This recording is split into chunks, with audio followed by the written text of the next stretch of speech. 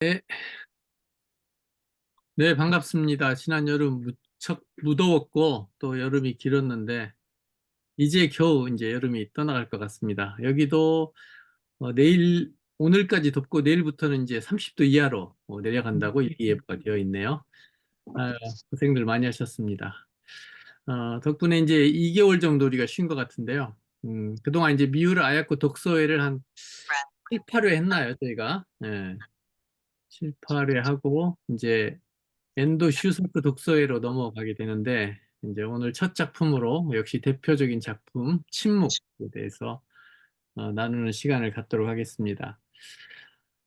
엔도 슈사크는 아시다시피 이제 가톨릭 그 작가라고, 어, 유명하죠. 일본에서도 굉장히 유명하고요.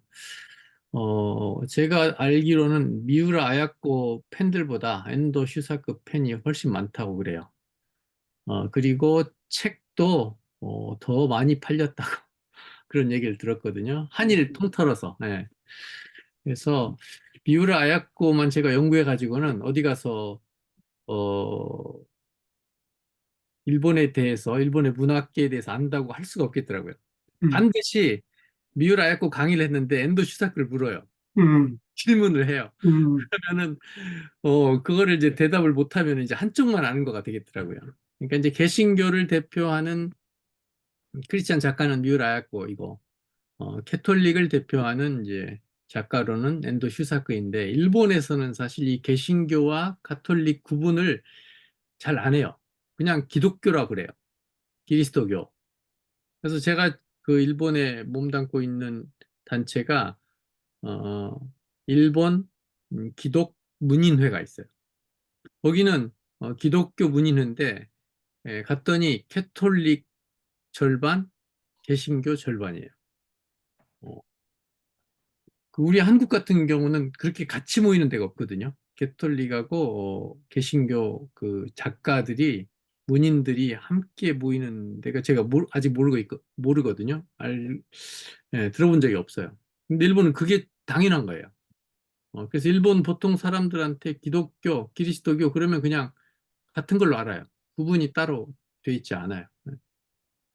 그리고 가톨릭에서도 기독교라고 사용하기도 하고 개신교에서도 기독교라는 단어를 사용하기도 하고 그래서 사실은 개신교만 알아서는 안 되겠더라고요. 역사도 마찬가지예요. 개신교 역사만 알아서는 제대로 이해가 안 된다고 저는 보고 있고. 그래서 캐톨릭 역사부터 시작해서 쭉 이어서 공부를 해야 일본의 기독교 역사를 안다고 할 수가 있다라는 생각이 들었습니다.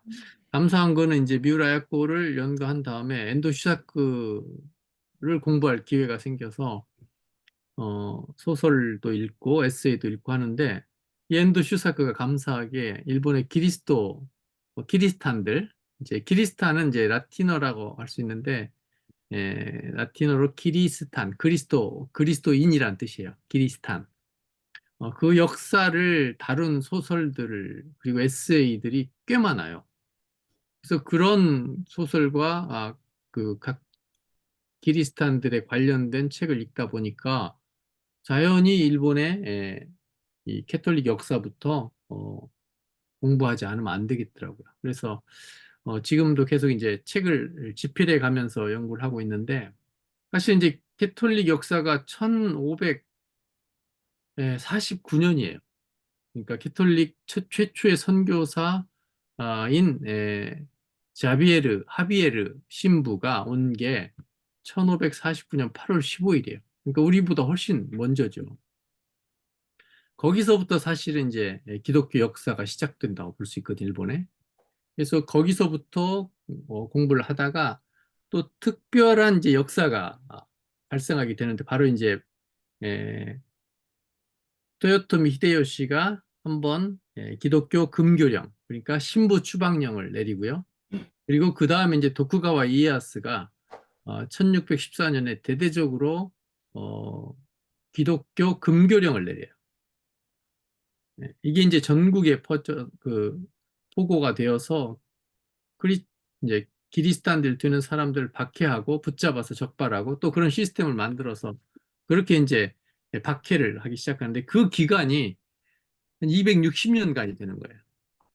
그러니까 그 사이에 뭐 로마 교황청이라든지 그런 곳에서는 일본에 이제 더 이상 예, 키리스탄들이 남아있지 않을 것이다 라고 생각을 해요. 그런데 끝까지 신앙을 숨어서 지킨 사람을 이제 키리스탄 앞에다가 가쿠레 키리스탄이라고 그래요. 근데 우리식으로 번역을 하면 잠복이라고 할 수 있어요. 숨어서 잠복해서 신앙을 끝까지 지켰다. 그래서 잠복 키리스탄. 이렇게 이제 붙일 수가 있는데 그런 사람들이 남아 있었다는 거죠. 그것도 전국에. 근데 특히 나가사키 쪽에 더 많았다는 거죠.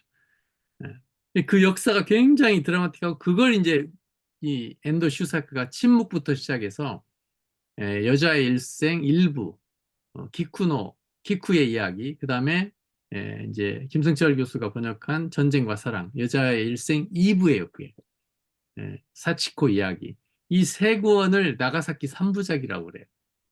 그래서 이 세 권이 침묵에서부터 여자의 일생 2부까지가 사실은 그 시대의 키리스탄들을 쭉 다루고 전쟁 때에 태평양 전쟁 때에 어떻게 캐톨릭 교회에서 그리고 신자의 고민 그것까지 다루는 것이 바로 이 한 300여 년 정도의 역사를 캐톨릭 역사를 다룬 것이 나가사키 3부작이라고 할 수가 있어요. 네. 요거를 이제 읽고 사실 나가사키 그 유적지 역사 현장을 가보면은 정말 감동이 크죠. 제가 작년 12월에 다녀왔는데 나름대로 공부하고 간다고 했는데 깊이는 못하고 갔어요. 근데 지금 이제 공부하면서 그것이 이곳이었구나라고 이제 더 깨닫고 더 이제 감동이 커져오고 있는데 이제 내년 2월에 또 갈 기회가 생겨서 지금 부지런히 책을 쓰면서 공부를 하고 있습니다. 그 첫 번째 책으로 이제 침묵이 바로 이 책인데 이것은 이제 굉장히 좀 그 여러 가지 사연이 있는 책이라고 할 수가 있어요. 사실 캐톨릭계에서도 이 책을 사실은 처음에는 금서로 정했대요. 못 읽게. 그러니까 이제 캐톨릭 안에서도 이단적인 내용이 들어 있었던 모양이에요. 그래서 금서로 정했다가 나중에 이제 풀어졌고 사실 개신교인들도 이 책을 읽으면은 굉장히 우리 개신교의 복음주의자들 입장에서는 맞지 않거든요. 사실 어떻게 보면. 이제 또 다른 책들이 특히 많이 있죠. 그런 책들이 이제 예수의 생애라든지 그리스도의 탄생이라든지 예, 이런 책들 나의 예수 뭐 이런 이제 책들 보면 사회 부분에서 이런 책들 보면은 어 개신교하고는 전혀 다른 그런 이제 교리적인 것들 또 성경 해석이 거기에 실리는데 오히려 개신교 목사들이 엔더 슈사크의 이런 책들 읽고 되게 은혜를 받는 것 같아요. 물론 이제 그런 걸 설교는 하는 것 같지는 않아요. 그런데 개인적으로 엔더 슈사크의 책을 많이 읽고 그리고 굉장히 호감을 갖고 있고 또 굉장히 큰 감동을 받고 있는 것 같아요. 제가 몇몇 목사님들 엔더 팬들이 있다는 걸 알고 있거든요. 예. 근데 어, 읽다 보니까 빠질 수밖에 없겠더라고요. 어, 굉장히 그 우리가 개신교 안에서만 배웠던 또 해석했던 것과 다르게 이렇게도 해석할 수가 있겠구나. 이렇게 해석하면 더 이해가 빠르구나. 만약에 불신자들이 이런 해석을 들으면 더 기독교에 대해서 호감을 가질 수 있겠구나라는 생각을 하게 되더라고요.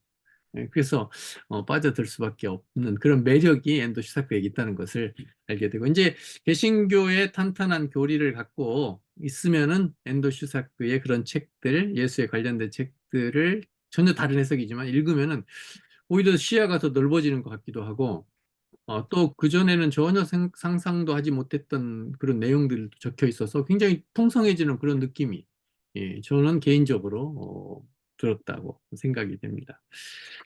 그래서 오늘 이제 침묵을 읽고 나누고 싶은데 이것도 이제 굉장히 그 사연이 많아요. 첫 번째로 이제 우리 한국의 번역본이 이제 두 군데서 나왔거든요. 홍성사에서 한 권 나왔고요. 그다음에 이제 바오로 딸이라는 캐톨릭 출판사에서 홍성사는 뭐 개신교 출판사라고 할 수 있는데 엔도 책을 계속 몇 권 냈더라고요. 근데 이제 바오로 딸은 가톨릭 출판사인 것 같아요.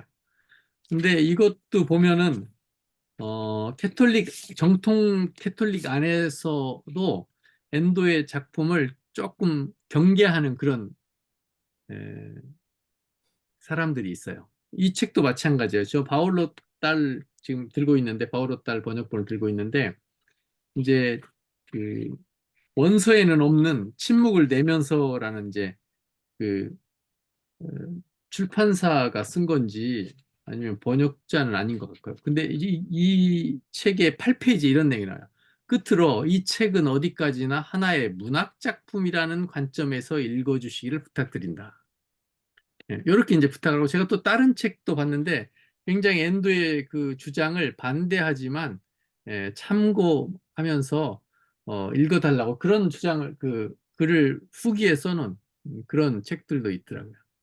그러니까 소설은 소설로 작품으로 읽고, 그대로 물론 역사 소설이지만 그대로 역사로 받아들이는 부분도 있지만, 이제 아무래도 소설이니까 허구도 있을 것이고, 그런 부분도 있다는 거를 알고, 그래서 제가 굉장히 그 꼼꼼하게 한번 역사하고 비교해 보고 있어요. 앤도의 소설하고 다른 역사학자들이 쓴 책하고 역사책하고 비교하면서 읽고 있는데, 나름 그래도 굉장히 그 역사책을 많이 읽고 그런 확인된 역사를 쓴 것 같아요. 사건들도 집어넣은 거 보면은. 이제 이름들은 조금씩 바뀌어지죠.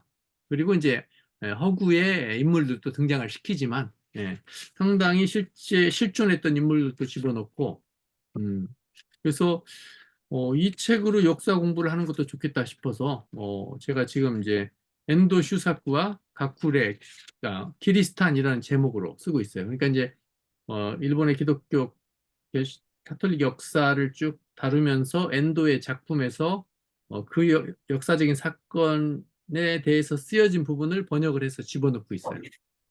역사와 소설을 한꺼번에 공부할 수 있는 그런 재미가 있죠.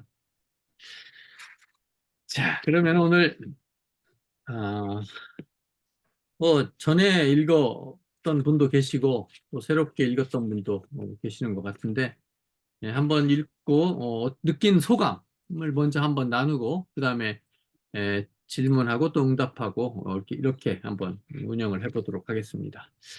먼저 우리 배상수 쌤께서 굉장히 이 침묵만 읽은 게 아니라 침묵의 소리까지 침묵의 소리까지 읽으시고 해설서까지 읽으셨고, 또 일본의 굴레까지 읽으셔서 일본에 대해서, 또 김용규 교수님의 일본적 마음도 읽고 해서 굉장히 지금 이제 다음 주에 일본에 오시니까 일본에 대해서 관심이 많아지셔가지고 최근에 일본에 관련된 책을 많이 읽는 것 같아요. 자, 우리 배상 선생님 좀 소감을 좀 듣도록 하겠습니다. 선교사님 이렇게 얘기 들으면서 그런 얘기가 있거든요. 역사가는 문학을 몰라도 되지만은 문학가는 역사를 알아야 된다. 그러니까 문학이 더 폭이 넓다는 얘기죠. 음, 폭이 넓고 더 많이 알아야 되고. 또 선교사님 그런 얘기도 해보겠습니다. 본 것 같아요. 음, 랜더 슈차코는 머리를 움직이고 뮤라야코는 마음을 움직인다. 음, 그런 것도 일리가 있는 얘기였습니다. 제가 이제 침묵 보고 또 침묵과 연관된 책들을 이렇게 부분 이렇게 조금씩 연결지어서 봤습니다. 그래. 그거 메모해 놓은 게 있어서 그거 음, 한번 읽어보겠습니다. 침묵과 함께 볼만한 책들. 침묵의 소리는 사람들이 침묵을 읽고 오해해서 그게 아니라고 신은 침묵하지 않으셨다라고 변호하는 책이다. 그 내용이 기리시단 주거지 관리인의 일기에 기록돼 있다. 침묵이 여러 나라에 번역돼 있는데 우리나라 번역본에는 빠졌다. 출판인의 성실치 못한 면이다. 아마 다른 나라는 번역을 한 것 같은데 우리나라는 빼놓은 것 같아요. 이는 기리시단 주거인 관리인의 일기가 일본 공문서에 사용된 소로 오분 문체로 기록되어 있어 빼버렸다.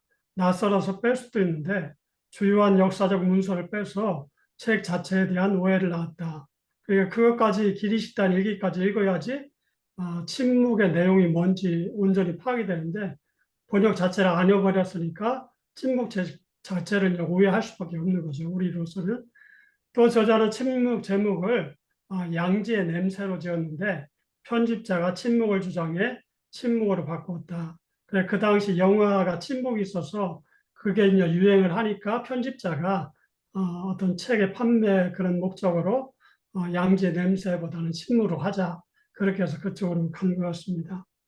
기리시단 주거지 관련의 일기는 후에 침묵의 소리와 엔도슈 작고 흔적과 아픔의 문학에 실렸다. 두 곳을 비교해 보니 침묵의 소리 쪽 해제가 더 나았다.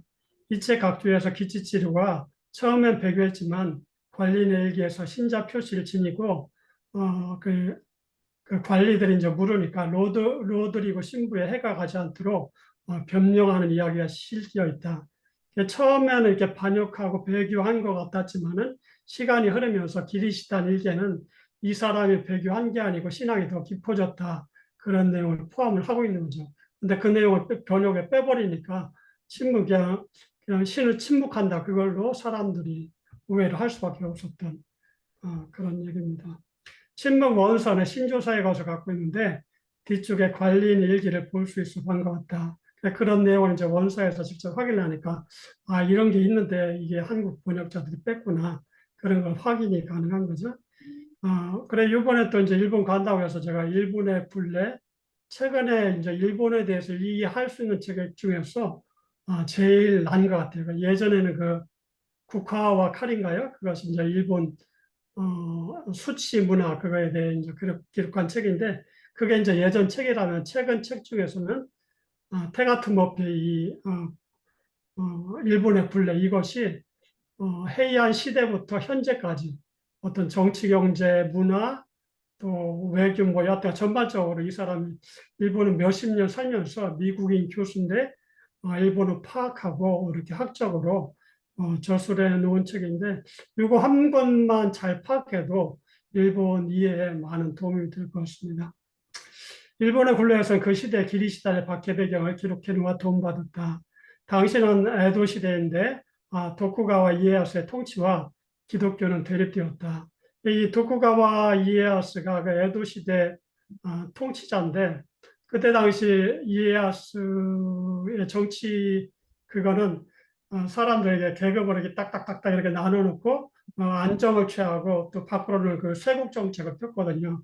그 어떤 외국 문화 들어오는 반대하고 하면서 그때 당시 인구가 이렇게 엄청 많이 돼서 세계적으로도 그 일본이 엄청 그 인구적으로도 늘어나고 그 인구가 늘어나니까 또 어떤 그런 뭐 경제나 그런 것들이 엄청 발전을 하는 거죠.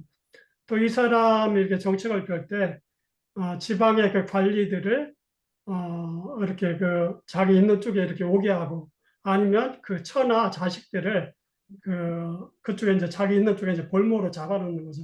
그러면서 이제 그 사람들이 지역에 이제 리더들이 오고할 수 있도록 그러면서 어떤 경제들도 이렇게 활성화되는 또 이 사람들이 이제 그쪽 이제 덕구가 좀 왔다 갔다 해야 되니까 경비를 많이 쓰니까 어떤 뭐 돈을 축적해서 반역할 수 있는 그런 기회들도 이 덕구가가 이렇게 그런 부분을 통해서 이모저모로서 다 제재를 했더라고요.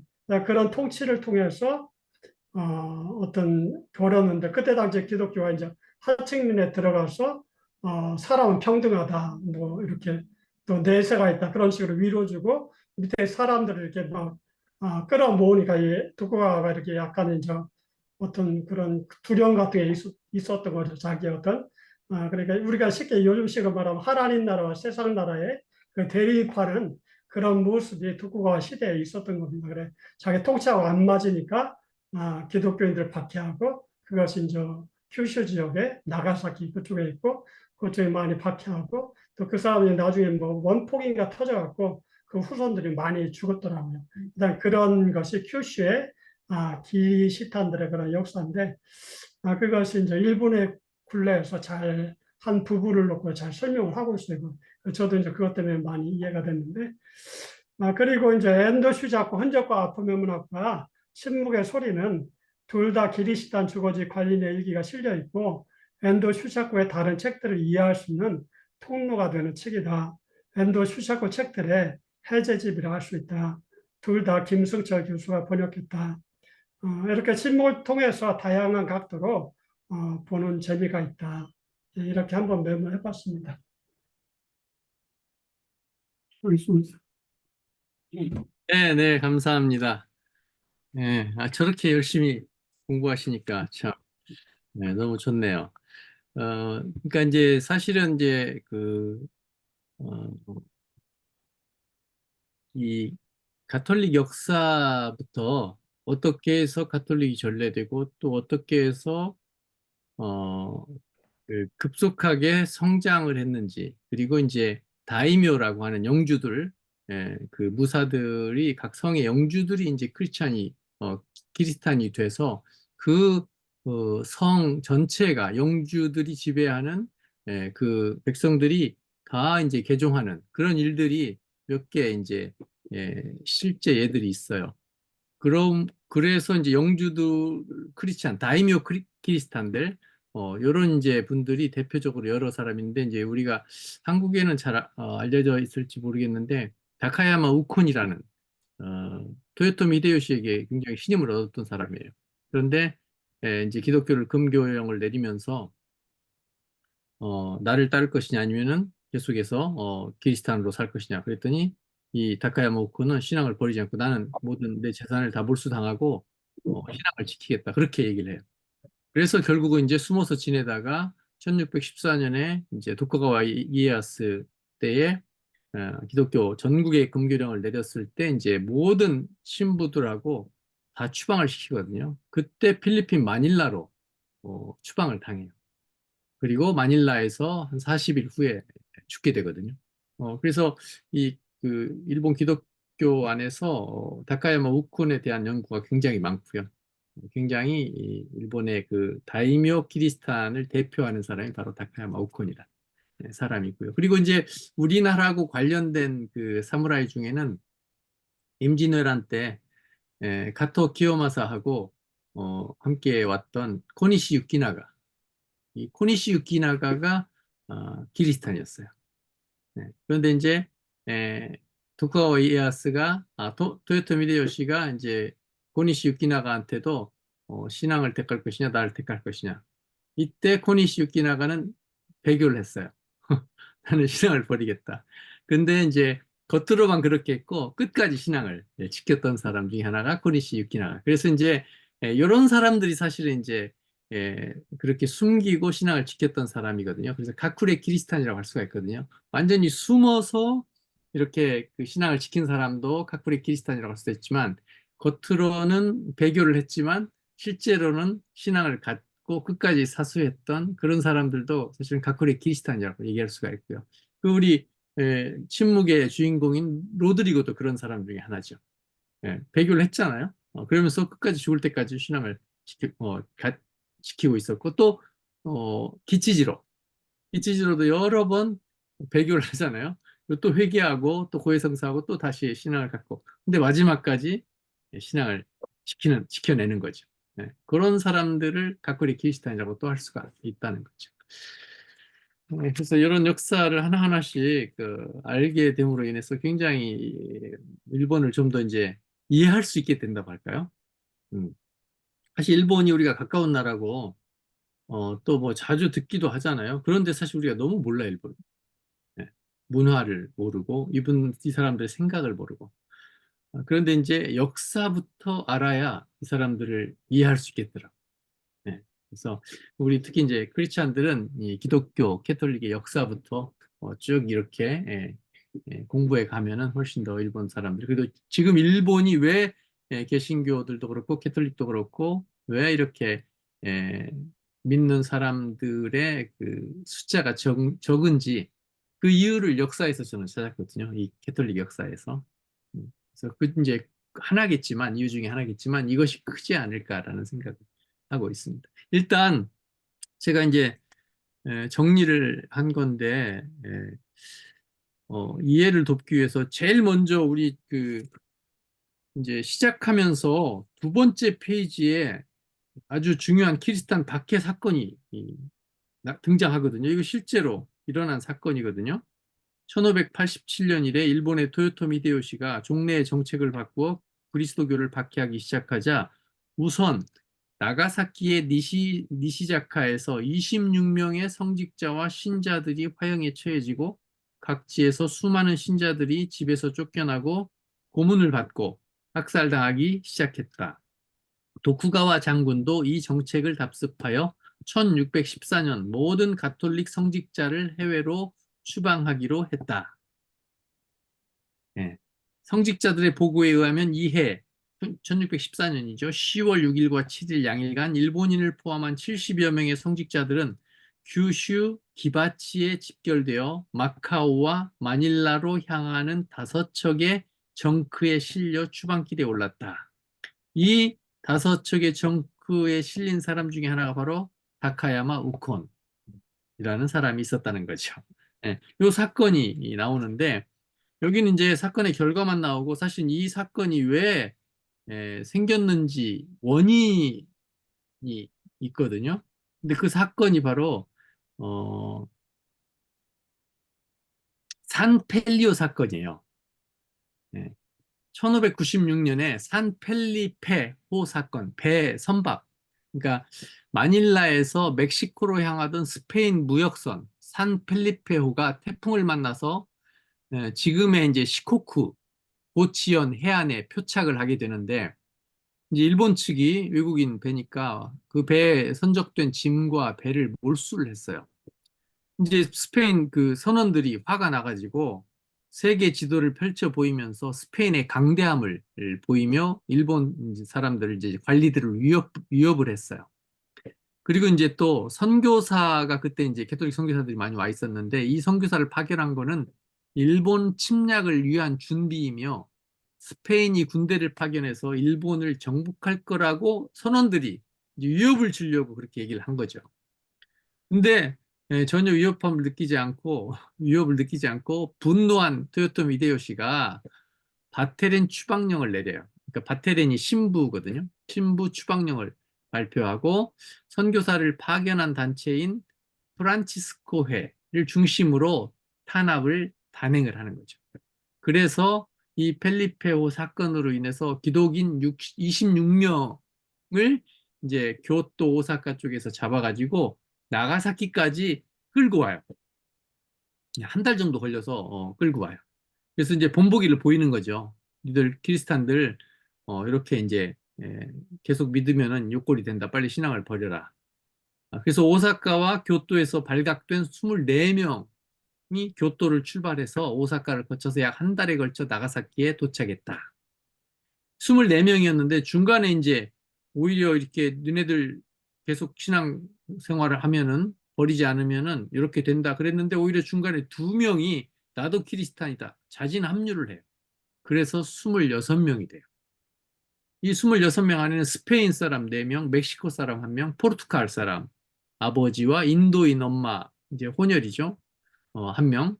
그다음에 중국인 아버지와 일본인 엄마인데 나가사키 출생한 사람. 그리고 일본 사람 19명. 그때 당시 이제 프란치스코 회 외에도 예수회가 제수이트 예수회가 5명. 이 안에 프란치스코가 16명으로 분류가 되고 그다음에 이제 여러 지역 출신들이에요. 교토, 오와리, 이세, 고토, 나가사키, 오사카, 오카야마 등 여러 지역에서 붙잡힌 사람들을 이제 한 달간 1000km 정도 끌려와서 걸어왔겠죠. 처형을 당한 곳이 바로 나가사키의 언덕이죠. 니시자카라는 언덕이고 지금 그곳에 가면은 니시자카 공원에 26명의 순교자 그 사람들의 실제 키 크기라고 그러더라고요. 쭉 26명이 벽에 쭉 서 있는 그런 동상을 볼 수가 있고요. 그 뒤에 이제 기념관이 설립되어 있어서 자세한 내용들을 볼 수가 있고 그 안에서 팔고 있는 자료들도 구입해서 읽을 수가 있습니다. 이게 이제 침묵 첫머리에 방금 얘기한 것처럼 이렇게 실려 있다는 거죠. 그래서 이런 역사를 이제 활용을 해서 이 소설을 흥미진진하게 써가는 것이 엔도의 이제 엔도 소설의 묘미라고 할 수가 있죠.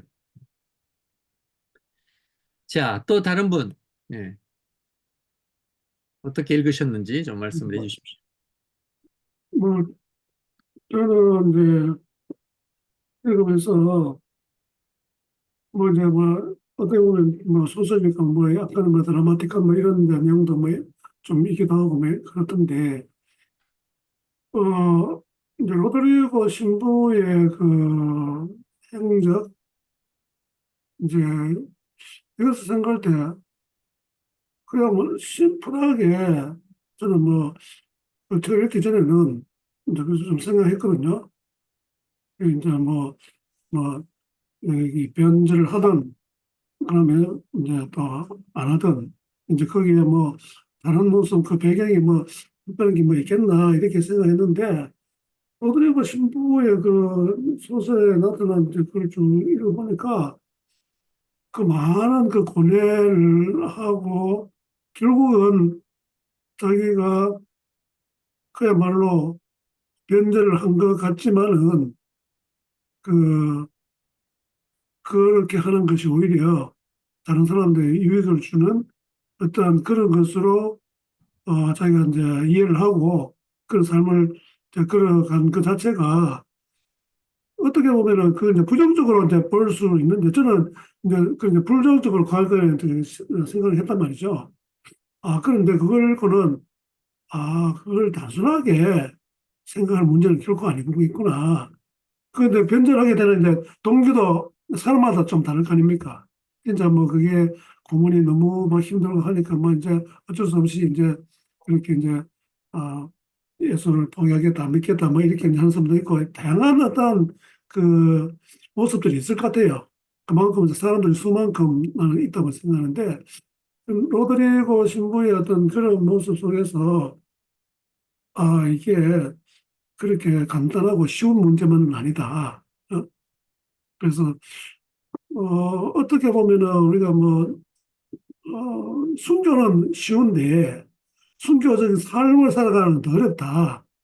이런 이야기도 제가 뭐 들은 것 같은데 그런 거하고 좀 이제 맥이 통하는 이제 그런 것을 좀 이렇게 생각하게 됐거든요. 사실 순교하는 거는 뭐 순간적으로 딱 그냥 죽고 뭐딱 깨끗하게 이러 되는데 순교적인 삶은 그 자체가 참 이렇게 그냥 자기 자신이 이제 죽는 어떤 그런 삶을 이제 살아가야 되는 거잖아요. 궁극적으로 보면 우리 그리스도인들이 다 그런 삶을 살아야 되지만은 또 그렇게 살지 못하는 사람이 이제 많은데 진정한 어떤 순교자적인 어떤 그런 삶을 산다고 하는 것 자체가 대단한 어떤 그런 일이고 또 순교라고 하는 것 자체도 참 진짜 이게 고귀한 이제 그런 일이다 하는 그런 좀 생각을 좀 하게 되거든요. 그래서 저는 이제 그 사람들이 뭐 이게 여러 가지 이유로 이게 이제 죽을 때 어떤 사람은 뭐 그게 꼭 순교하고 연관이 안 되는데 뭐 순교라고 이름 붙여가지고 또 뭐 몇 죽이니 뭐 이렇게 하는 그런 경우도 있더라고요. 그래 그거는 좀 많이 같은데 그러니까 뭐 유족들한테 뭐 좀 좋으라고 뭐 그렇게 하는지는 모르겠지만은 조금 이제 그런 느낌도 있더라고요. 그리고 우리가 말은 뭐 쉽게 숨겨 하지만은 그 말 그 한마디에 담긴 그 무게라든지 그 의미 이런 크기가 진짜 어마어마한데 그걸 갖다가 이제 제3자가 볼 때는 진짜 뭐 변절했고 그렇게 이제 한 것으로 이제 치부하지만은 본인은 그보다도 훨씬 더 큰 이제 고통과 어떤 번뇌와 고민 가운데 그런 일생을 살지 않았을까 저는 뭐 그게 제일 핵심된 제 그 읽으면서 느낀 느낌입니다.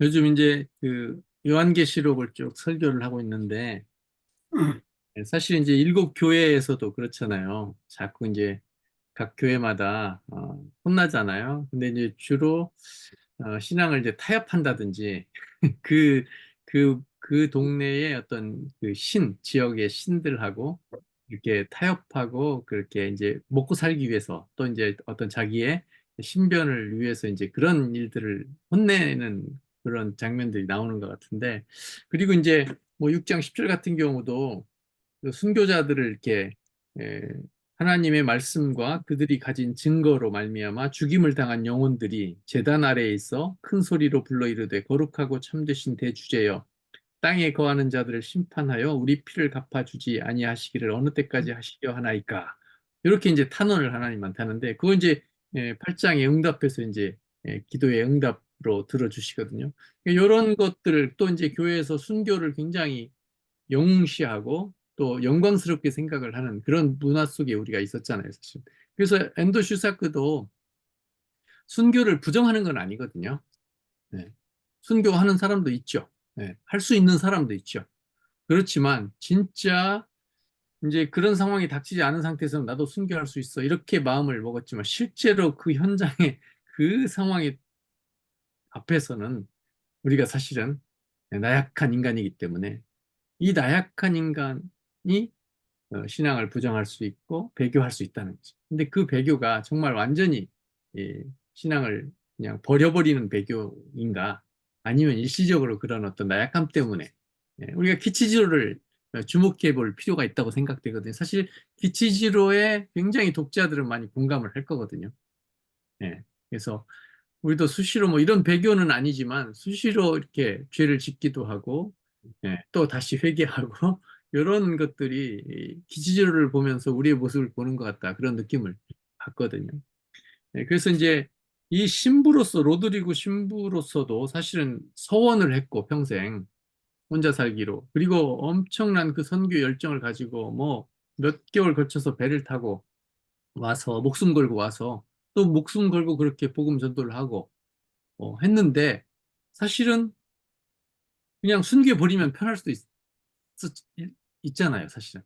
그 순간 딱. 근데 이제 그렇게 죽여버리니까 다른 사람들도 막 순교하는 사람이 생겨나는 거예요. 그래서 사실은 이 일본 부교소 관리들도 고문을 하기 시작한 거예요. 배교하도록. 일순간에 죽여버리지 않고 이제 고문을 가한 거죠. 그 모습을 보고 이제 또 일본인 신자들이 배교하고 또 박해를 당하고 배교를 하고 예. 그래서 신부는 오히려 그 한순간에 순교를 해버리면은 더 좋을 수도 있거든요. 왜냐면은 이거 배교하면은 치욕적인 거거든요. 사실은 신부로서. 그렇잖아요. 본이 되지도 않고. 어, 그리고 서원을 깬 것이 되기도 하고. 예. 그리고 그 일본 부인을 들여서 살아야 되잖아요. 그 서원을 다 깨는 거잖아요. 독신으로 살기로 하나님 앞에 약속을 했는데, 서원을 했는데, 그것도 깨야 되고. 예. 그렇게 한 이유가 무엇이었을까를 이제 예, 생각을 해내야 된다는 거죠. 자기를 위해서라면, 자기 신앙을 지키기 위해서라면 순교를 하는 게 맞는데, 그렇지만 왜 이렇게 배교를 했을까? 예. 이게 이제 결국은 일본의 신자들을 살리기 위한 것이 아닌가라고 생각이 되거든요. 예. 봐라, 신부도 저렇게 배교했다. 니네도 배교해라. 예. 그게 이제, 물론 진짜 배교하라는 그런 메시지를 줬는지 아니면은 그냥 이제 그때 그 다른 이제 그 책에서 보게 되면은 매년 그러니까 정월 초에 그 후미에 그걸 이제 놓고 부교소에서 와서 다 한 명씩 밝게 한대요. 예. 그리고 이제 몇 년 지나니까 이제 이게 이제 이거 형식적으로 그냥 하는 거다 생각을 하고 그냥 그 순간 이렇게 밟는데요. 밟고 돌아와가지고 이제 또 어떤 회개의 그런 어떤 그, 그 의식을 치른대요. 자기들끼리. 그래서 이제 카쿠리 키리스탄들이 그렇게 살아남았다는 거죠. 260년 동안. 예, 그렇게 이제 그거 할 때는 다 모든 사람이 나와서 그 부교소 관리 앞에서 그거를 다 해야 돼요. 밟든지 안 밟든지. 예. 근데 카쿠리 키리스탄들도 그때 다 나와야죠. 예. 그 사람들이 완전히 어디 동굴에 숨어서 그냥 그 공동체 생활을 한 것이 아니에요. 실제로 경제 생활도 하고 다 했어요. 그렇지만 몰래 신앙 생활을 그렇게 한 거예요. 예를 들어서 이런 거죠. 그 여러 가지 유물 중에 발견된 유물 중에 불상 같아요. 근데 불상 같은데 그 불상이 자세히 보면 여자예요. 그리고 애를 하나 안고 있어요. 이거 뭐예요, 그럼? 불교의 불상이 아니고 각부리 키리스탄들이 몰래 마리아상과 예수상 그걸 이제 불교 불상처럼 비슷하게 만든 거죠. 교묘하게. 그리고 이제 성찬식도 그렇게 사실은 이용했다고도 볼 수가 있거든요. 사실 우리가 그 떡과 포도주를 마시잖아요. 근데 일본에서 이제 그 뭐죠? 차를 마실 때 사실은 차만 마시는 게 아니라 요만한 그 사탕 같은 거, 달짝지근한 거를 하나 옆에 딱 놔둬요. 그걸 먹고 차를 마시거든요. 근데 어, 어디에서 이게 시작됐는지를 밝힐 수가 없어요.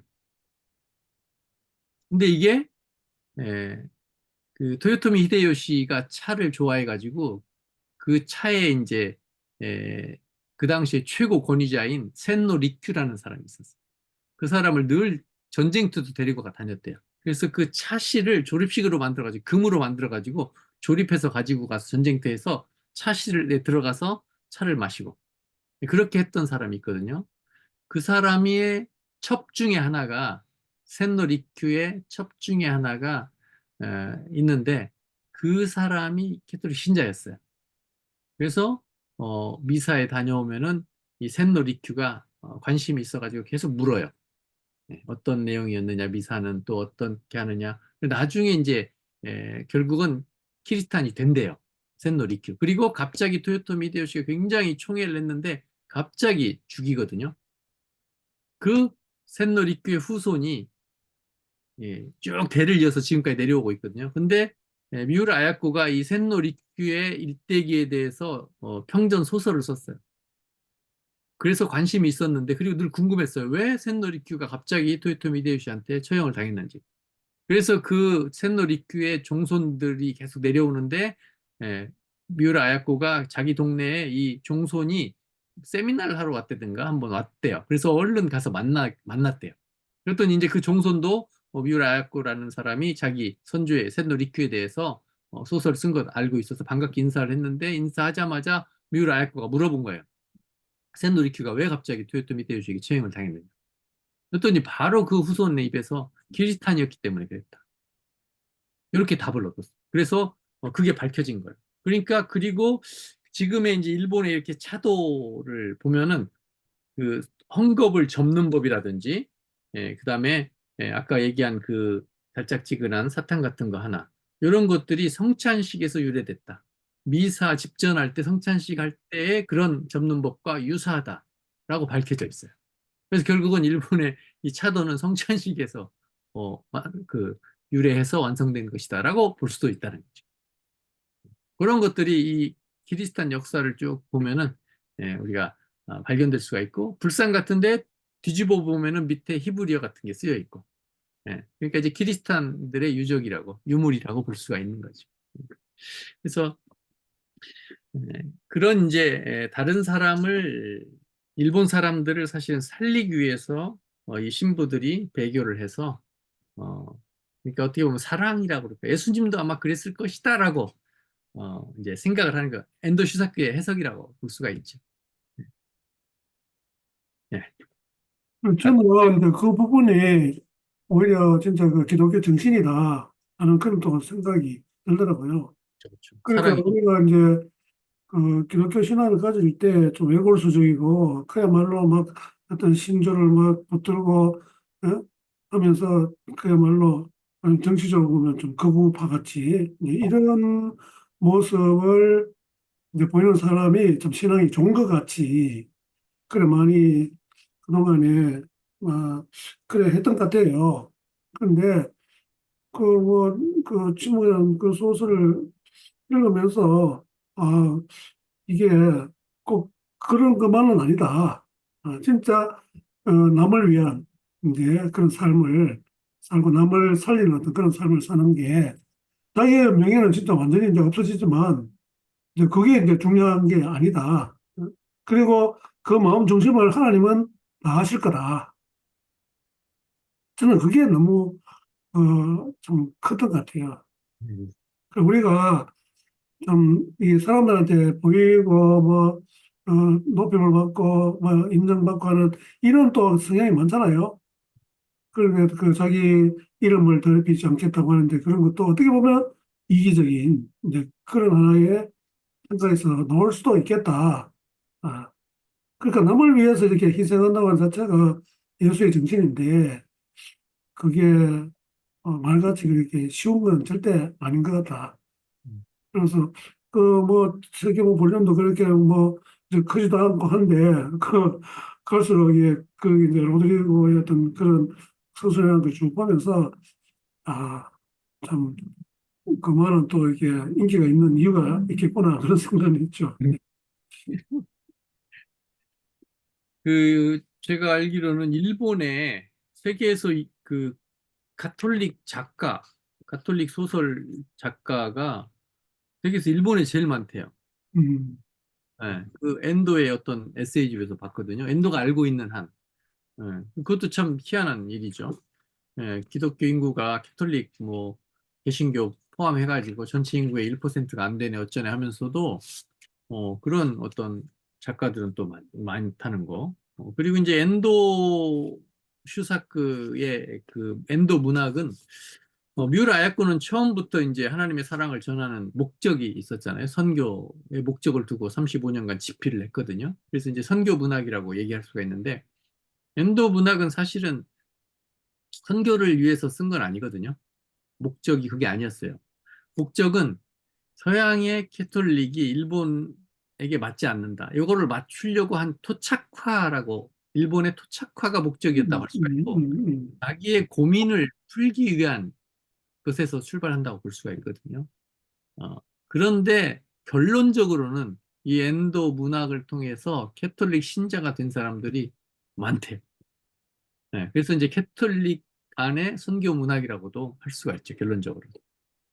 그러니까 그런 게 있는 것 같아요. 그 영국 쪽에도 C.S. 루이스하고 톨킨이 약간 그런 경우인데 C.S. 루이스는 저 어떤 기독교를 드러내서 이렇게 전하고 톨킨은 그 C.S. 루이스가 그런 식으로 글 쓰는 걸 안 좋아했거든요. 네. 그렇게 하지 마라. 그러면서도 톨킨도 이제 카톨릭 신앙 안에서 이렇게 썼기 때문에 그냥 은근히 이렇게 예수를 전파하는 거, 또 음, 이렇게 적극적으로 전파하는 거, 양쪽 다 필요하지만은 사람들의 자극이 덜한 것은 은근한 쪽이 덜하고 음. 그러면서 스며드는 게 더 어떤 면에서 파워풀하지 않은가 그런 생각도 해보게 됩니다. 일본 그런 선물. 굉장히 중요한 인사이트 같아요. 지금 이제 돌킨하고 C.S. 루이스하고 비교하고 엔도하고 뮤라이고 이렇게 비교해서 쓰는 것도 굉장히 재밌을 것 같네요. 연구하는 것도. 예, 일본도 마찬가지예요. 엔도 슈사크는 오히려 그 크리스찬 아닌 사람들이 더 접근하기 쉬운 그런 그 문학 같아요. 그러니까 약간 기독교에 관심이 있다. 그러면은 엔도 슈사크의 그런 예수의 생애, 그리스도의 탄생, 나의 예수, 사회 부근에서 요런 책을 먼저 접하는 게 더 오히려 그 사람들의 마음을 움직일 수 있을 것 같아요. 머리도 움직이고. 그 또 다음에 이제 또 기독교를 일본화 시켰다는 그런 측면에서 한국적인 면에서는 어떤 이전에 그 선배들의 뭐 민중신학이나 그런 음, 쪽하고도 서로 이렇게 연결시켜 볼 수 있는 그런 음. 지점도 있는 것 같습니다. 그리고 저도 경험한 건데, 제 이제 얼마 전에 알게 된 지인인데, 이분도 사실은 이제 문학 기행을 오기 위해서 이제 처음으로 엔더 책을 읽었대요. 그중에 이제 깊은 강이 있었대요. 근데 이 깊은 강이 어떻게 보면 이제 종교 다원주의처럼 보이잖아요. 네. 근데 이제 그렇다고만 할 수는 없는데, 근데 굉장히 동감이 가더래요. 불신자예요. 크리스찬이 아니에요. 근데 엔도의 그 깊은 강에 나온 내용들이 자기가 생각했던 거가 너무 흡사해서 깜짝 놀랐다는 거예요. 되게 큰 감동을 받았대요. 어. 그런 다음에 이제 제가 미라의 그 책을 이제 선물해서 줬어요. 제 저선. 근데 반응이 별로 없어요. 읽었긴 읽었을 텐데. 그런 것 같아요. 그러니까 오히려 그, 어, 불신자들에게 엔도 문학이 더 접근하기가 용이하다라는 생각을 저도 하게 됐어요. 네. 자, 또 다른 분, 예, 형쌤의, 네, 저도 읽고 굉장히 감명을 받았고, 어, 그 신앙의 본질이 무엇인가. 아까 우 교수님 말씀하신 대로, 그 어떤 행위적인 삶하고, 정말 그런 살아가는 삶, 무엇이 하나님 보실까, 이런 것 좀 생각하게 됐고요. 저는 엔도 수사코가 이렇게 카톨릭의 역사를 아주 이렇게 적으면서 어떻게 보면 일본의 민낯을 좀 드러낸 거잖아요. 일본의 뭐 이렇게 그런 안 좋은 부분을 드러내는 건데, 그런 부분에 대해서 일본 사람들이 어떻게 생각하는지, 그냥 믿지 않는 사람들이 자기 나라의 그런 치부를 드러냈을 때 그분들이 좀 반응이 어떤지 좀 사실은 궁금하기도 하고 좀 그런 부분이 있습니다. 어, 일단 이 침묵이 나왔을 때 아까 말씀드린 것처럼 이제 캐톨릭계에서 금서로 그렇게 정할 정도로 반발이 있었죠. 그러다 이제 나중에 풀렸는데 이거 이제 이 역사는 사실 사실이잖아요. 네, 기독교 근데 이제 한편의 기독교 역사라고 볼 수가 있죠. 그래서 이제 일반 사람들은 별로 이제 모르는 사람들이 많아요. 예, 음, 그런 역사이기 때문에. 근데 이제 하나 나중에 이제 우리가 읽을 책인데 바다와 독약이라는 소설이 있어요. 이게 이제 더 먼저 쓰였거든요. 침묵보다. 네, 바다와 독약도 실제 역사 소설이에요. 음, 그 전쟁 이제 태평양 전쟁 말기 때 미군 포로 8명을 생체 실험한 거예요. 요거는 사실은 건드리면 좀 안 되는 거거든요. 네, 근데 그거를 드러낸 거예요. 정말 그 네, 치부를 드러낸 거죠, 일본에. 네, 예. 그걸 그래가지고 공격을 받았다는 얘기를 제가 들었어요. 인도시사크가. 왜 이런 치부를 드러내느냐. 예. 음, 지금까지도 우리 이제 이 책을 통해서 알게 되고 소설을 통해서 그렇지만 실제 사건이니까 그리고 이제 여러 나라 언어로 번역됐으니까 저도 작년 12월에 이 큐슈 대학에서 이 생체 해부 실험을 했대요. 그쪽 병원에서 큐슈. 그래서 실제로 그 사건을 그대로 기록해 놨더라고요. 박물관에. 예. 그러니까 이제 지울 수 없는 역사가 된 거잖아요. 그리고 이제 이런 소설 한 권이 미치는 영향이 엄청나다는 걸 알게 돼요. 이런 역사를 계속해서 알게 하는 그런 역할을 하더라고요. 예, 이 캐톨릭 역사, 일본의 이 감추고 싶은 캐톨릭 역사도 이 소설이 계속해서 사람들에게 알리는 역할을 하더라고요. 예, 그래서 그 나가사키까지 또 방문하게 하고요. 현장을 100년이 넘은 막 200년이 넘은 그런 사건의 현장을 가보게 한다는 거죠. 그래서 소설이 참 대단한 힘을 갖고 있구나라는 생각합니다. 바다와 독약 나중에 이제 같이 읽고 또 나누면 또 할 얘기가 또 많으실 겁니다. 예. 또 다른 분, 예, 저는 이 책을 아주 옛날에 읽고 이번에는 제가 사실 못 읽어봤습니다. 죄송한데 그때 이제 읽으면서 그때 내 갈등이 그때 무엇이었는가 하니까 그 신앙을 규정하는 어떤 규칙들이 있잖아요. 뭐 율법이라 할 수 있고 예수를 믿는다 하면 적어도 이러이런 행위를 해야 된다. 이런 따지면 우리가 삶을 산다 할 때는 이러이런 삶을 살아야 된다. 이렇게 하지. 이러이러한 마음을 가져야 된다. 이렇게는 안 하거든요. 그렇죠? 그래서 이제 그런 삶의 표현들 중에 하나가 남을 진짜 도와야 된다. 돈이 있으면은 진짜 도와야 된다. 그 다음에 주일 성수를 해야 된다. 예배를 참석해야 된다. 또 전도를 해야 된다. 뭐 이러잖아요. 이 전도를 한다, 남을 직접 도운다, 예배 참석한다. 이건 전부 다 외적행위거든요. 다시 말하면 내면과 외면과 분리될 수 있는 행위예요.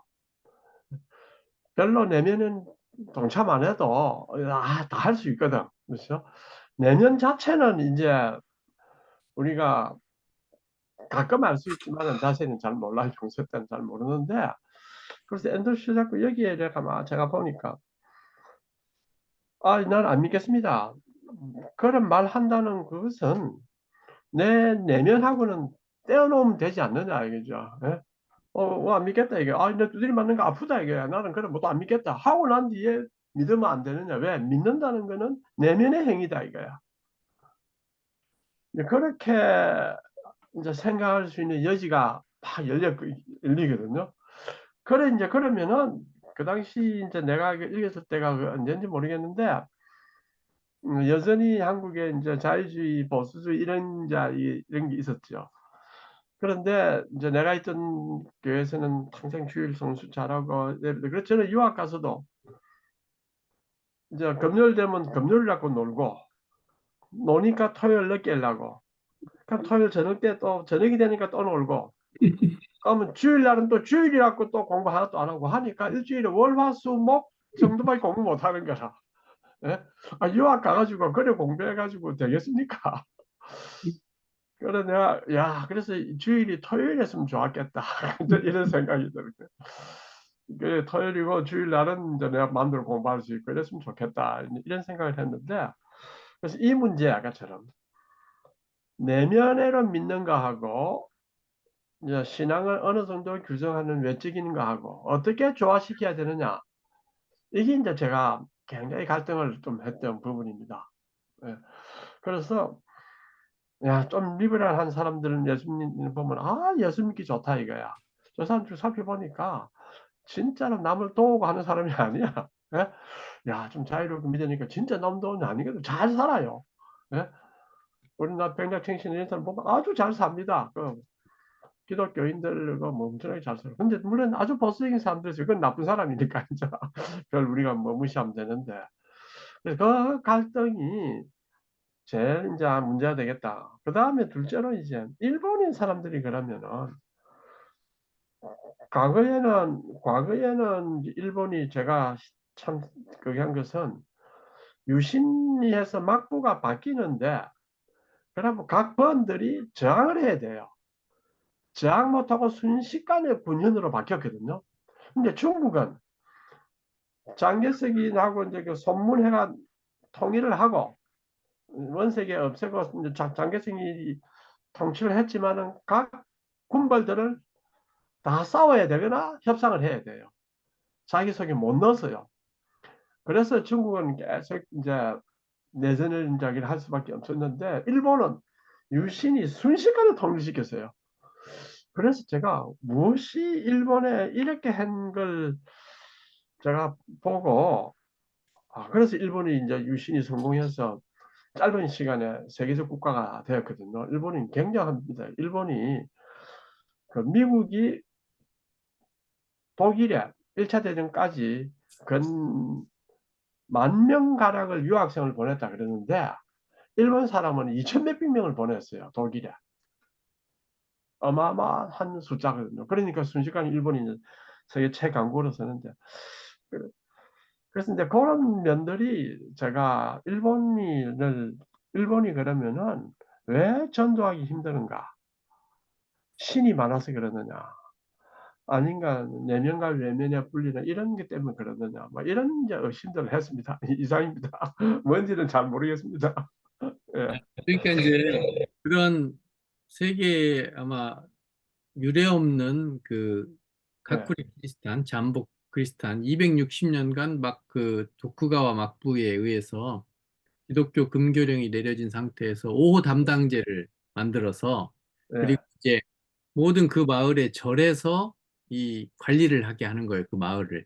그러니까 아, 예, 그 호적 같은 것도 다 절에 가지고 있고요. 그리고 이사 가려면 다 절을 통해서 허락을 받고 해야 되고 그래서 또 5가정씩 묶어가지고 5호 담당제를 해서 한 가족이라도 키리스탄이 되면은 이제 그 5호 5가정을 다 처벌하는 그런 이제 시스템을 다 만들어서 이제 박해를 하는 거죠. 그러니까 누가 쉽게 기독교를 믿으려고 하겠어요. 물론 이제 믿었던 사람들은 숨어서 이제 계속해서 뭐 3대, 4대, 5대를 이어서 내려오긴 했지만 새롭게 믿으려고 하는 사람들은 아마 드물었을 거예요. 목숨을 걸어야 되니까 그건. 예. 그래서 260년간 목숨 걸어야 이 기독교 신앙을 가질 수 있겠다라는 이제 의식이 심어졌겠죠. 그러면서 이제 메이지 유신이 일어나거든요. 이제 신도 발견이라는 사건이 생겨요, 사실은. 이제 1859년에 이제 54년에 이제 개국을 하잖아요. 예, 대독이 와서 이제 개국을 요청하니까 그 큰 배들을 시커먼 배들을 보고 이제 1850 올해가 이제 170주년이네요. 일본 개국. 그때 이제 일본은 태세를 바로 바꿔서 부국 강병책을 써요. 그리고 불평등 조약을 평등 조약으로 맺기 위해서 이와쿠라 사절단을 보내요. 유럽의 15개 나라, 미국 이렇게. 그쪽에 다 그때 이제 그 이와쿠라 사절단 멤버 중에 한 사람이 이제 누구죠? 이토 히로부미도 포함돼 있어요. 근데 이제 선교사들이 들어와 있었으니까 자기 나라에다가 다 연락을 해요. 지금 이제 이와쿠라 사절단이 갈 텐데 이 종교의 자유를 강대국이 되려면 종교의 자유를 줘야 된다. 지금 일본은 기독교 금교령이 내려져서 특히 지금 그 시점에서 마침 마지막 이제 그 우라카미 요반 쿠즈레라고 나가사키 우라카미 지역에 네 번째로 박해가 일어나고 있었어요, 지금. 그래서 예. 이게 유배가고 죽어가고 있는 상황이에요. 그래가지고 이 사절단들한테 빨리 그 우라카미 박해 받는 사람들을 빨리 풀어주고 일본 니네 종교의 자유를 허락해야 된다. 이거를 이제 가는 나라마다 다 이제 막 강조를 하는 거예요. 그러니까 유아쿠라 사절단 사람들이 이거를 하지 않으면 안 되겠구나. 그래서 바로 본국에 전보를 쳐서 1873년인가? 네, 기독교 금교령이 철폐가 돼요. 그래서 260년간의 기독교 금교령이 철폐가 돼요. 네. 그래서 이제 그동안 260년 동안 250년간 이제 기독교 신자는 없어졌을 것이다라고 이제 교황청에서는 파악을 하고 있었는데 프랑스 외국 선교회의 푸티짱 신부라는 사람이 중국 선원에겐가 소문을 들어요. 일본에 키리스탄들이 아직도 숨어서 신앙을 지키고 있다. 이 푸티짱 신부가 그 소리를 듣고 그걸 확인하고 싶어가지고 이제 다시 선교사들을 들어오게 해서 이제 나가사키로 오는 거예요, 푸티짱 신부가. 근데 이제 그때 당시는 기독교 금교령은 철폐는 되었지만 일본 사람한테 전도는 안 돼요. 금해했어요. 그렇지만 자기 외국인들끼리는 모여서 예배를 드릴 수 있도록 성당을 짓도록 허락은 해줬어요. 그 자기들끼리 예배는 허락을 해줬단 말이죠. 그래서 이제 나가사키에 오우라 성당을 지어요. 예.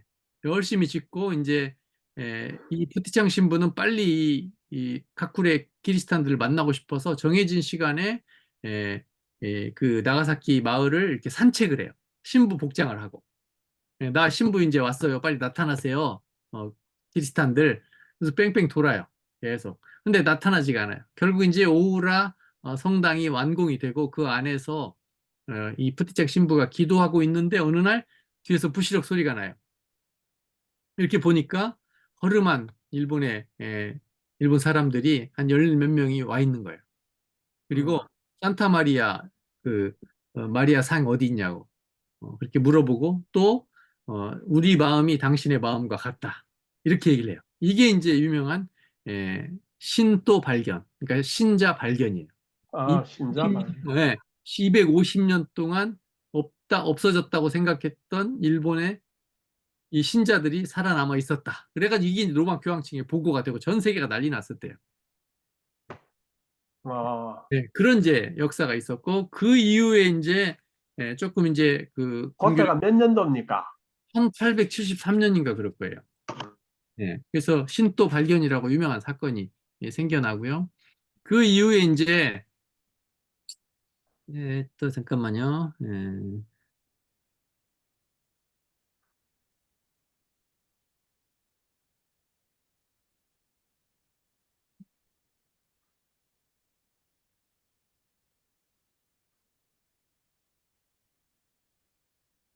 이게 이제 그 여자의 일생 일부 기쿠 이야기 이게 이제 홍성사에서 나왔었는데 절판됐어요. 이게 정말 재밌는 그리고 중요한 그 역사거든요. 1865년 3월 17일 신도 발견이 이제 오우라 천주당 성당 안에서 일어나요. 예. 그래서 이제 요거 이후에 이제 중요한 게 일본 역사에서 중요한 게 메이지 유신이에요. 예. 이 메이지 유신을 이제 기독교 금교령을 철폐를 하는데 그대로 기독교를 다 순수하게 받아들이진 않았어요. 겉모습만 받아들인 거예요. 그리고 이제 일본 말로는 혼에 눕기, 그러니까 그 핵심 뼈는 빼고 겉모양만 받아들인 거예요. 네. 그래서 이제 조금씩 신앙의 자유를 주긴 줘요. 그렇지만 그와 동시에 무슨 일을 하냐면은 니네 서양의 나라들은 기독교라는 종교가 있고 그 기독교의 신은 하나님이다. 우리도 전통적인 종교가 있다. 신도, 신도. 그리고 우리 신도에서 신은 천황이다. 이런 기독교와 대립구도로 만들어버려요. 그러면 이제 미국하고 전쟁을 해요. 서양하고 전쟁을 한단 말이죠. 근데 서양의 종교는 기독교고 일본의 종교는 이 신도예요. 신도. 자, 그러면 일본 사람은 어떤 종교를 믿어야 돼요? 적국의 종교를 믿어야 돼요? 이 적국의 종교를 믿으면 어떻게 돼요? 매국노가 되는 거죠. 예. 일본은 히코쿠민, 비국민이라는 말. 자, 그런 상황에서 어떻게 누가 감히 이 매국노가 되고 싶어 하겠어요? 기독교를 믿고. 그 시점에 전쟁 중에 이게 중요한 또 기독교 신자가 될 수 없는 그런 사건이 발생하는 거죠. 그러니까 260년간 그렇게 숨어서 신앙을 지켜왔고 또 목숨 걸어야 기독교 신앙을 가질 수 있다라는 의식. 그다음에 메이지 유신을 통해서 적국의 종교를 믿으면 매국노다. 이게 전국적으로 의식화된 거예요. 아, 그게 이제 지금 전쟁 끝난 지금에도 그렇다 이거죠. 그렇죠. 그런 200 몇십 년간의 300년간의 그런 의식, 교육도 그런 의식들이 일본 사람의 의식 안에 심어져 있죠. 음, 그리고 지금도 미국을 이제 미국 연합 강대국이니까 미국한테 꼼짝을 못 하잖아요. 그렇지만 미국 싫어하는 사람들도 많아요. 많지. 예. 미국이 원자폭탄만 떨어뜨리지 않았으면은 지금 아시아 다 점령하고 있을 거란 말이죠. 그렇죠. 미국의 방해를 해서 그렇게 지금 어?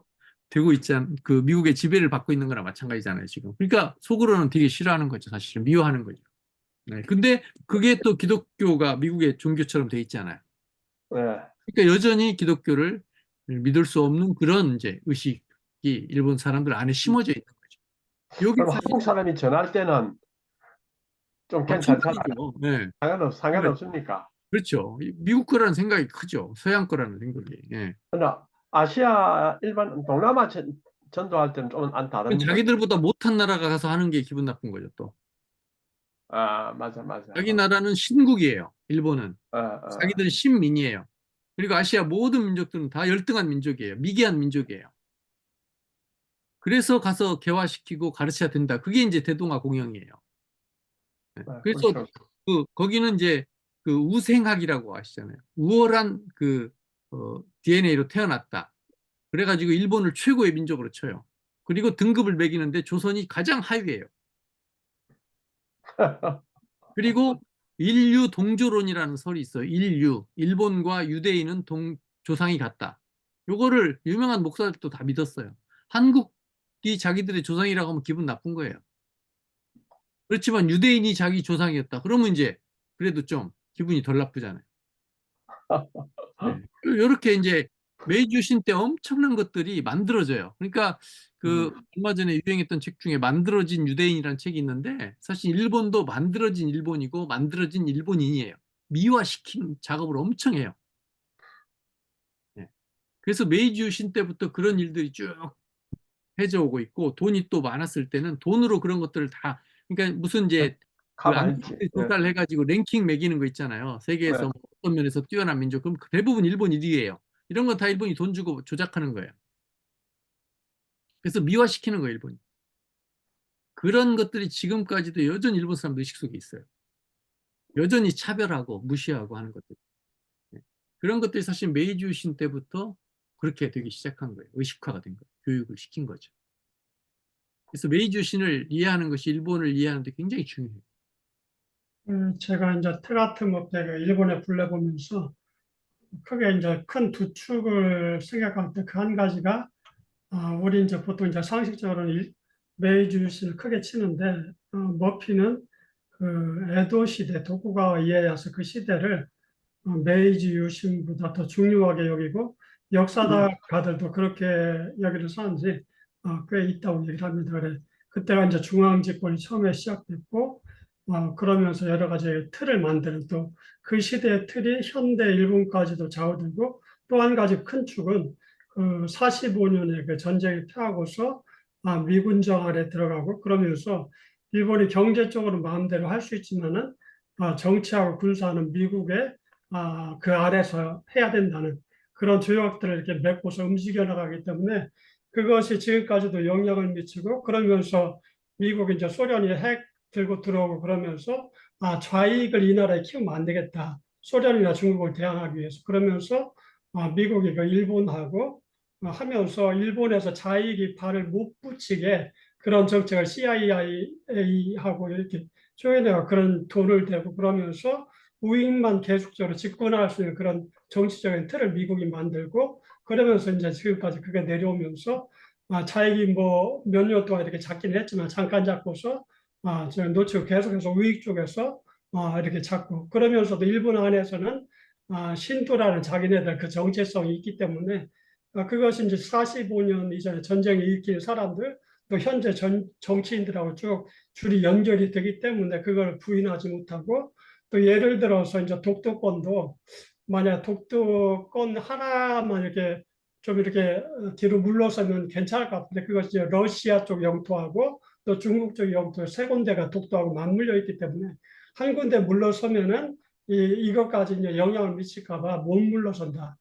그런 이야기를 머피가 이렇게 펼치고 있는데 제 개인적으로 그 축을 크게 이제 두 개 잡고 메이시 유신 이전에 그런 도쿠가와 이에야스 예도 시대 그것이 이제 거기서부터 중앙 주권이 시작되고 여러 가지 현대 틀들이 시작되고 그것이 이제 메이지 유신이 이제 꼽히고 그런 다음에 45년에 미국과의 관계에서 그들이 경제적으로 약간 자유를 누리지만은 그것도 경제도 중국하고 연결될 때는 또 미국의 그 제재를 받는 그런 틀에 들어가 있고 정치하고 군사 쪽은 완전 미국의 이제 체제 아래 들어가 있는 그런 틀에서 움직이는 그런 부분들.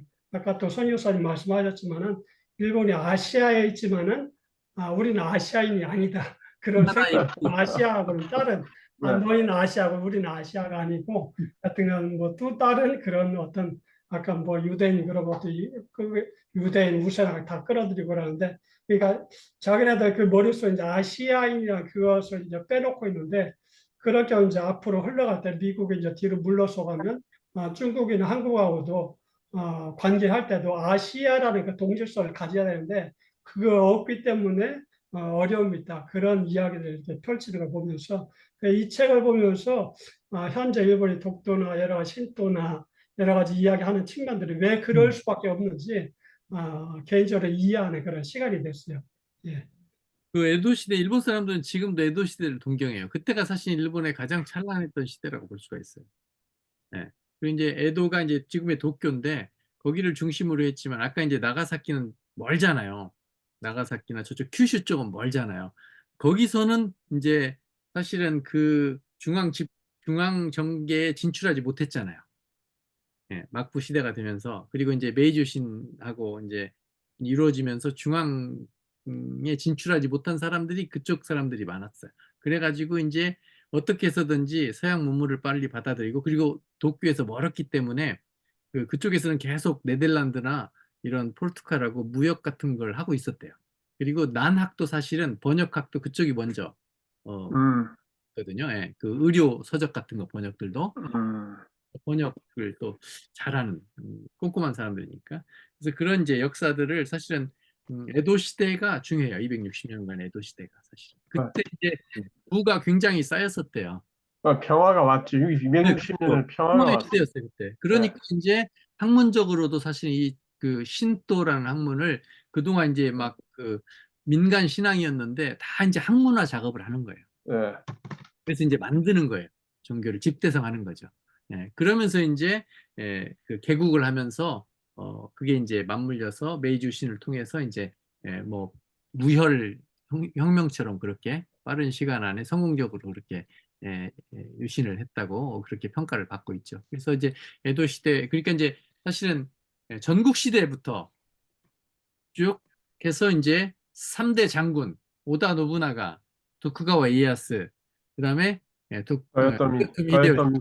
그리고 이제 토요토미 히데요시가 사실은 이제 쭉 260년간 네.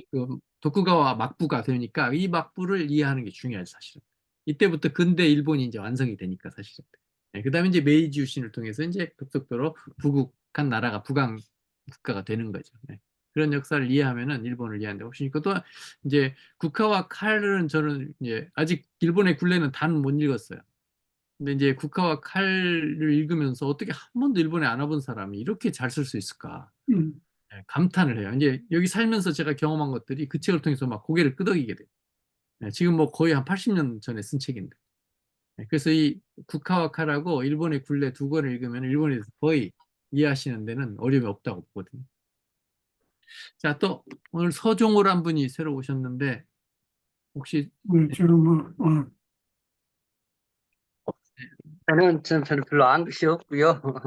어, 그 저는 좀 그 신부님들, 제가 처음에 이제 불교에 있다가 이렇게 예수님 믿고 교회 오면서 처음에 뭐 성당에도 가보고 또 막 하고 막 하면서 좀 신부님들이 그런 그 고통 같은 고난 같은 것 몰래 그 신부님들이 있는 그 다락방 같은 데 있잖아요. 다락방 같은 데 들어가가지고 기도하면서 신부들이 그 고난하고 있는 그런 뭐 흔적들을 막 보게 되잖아요.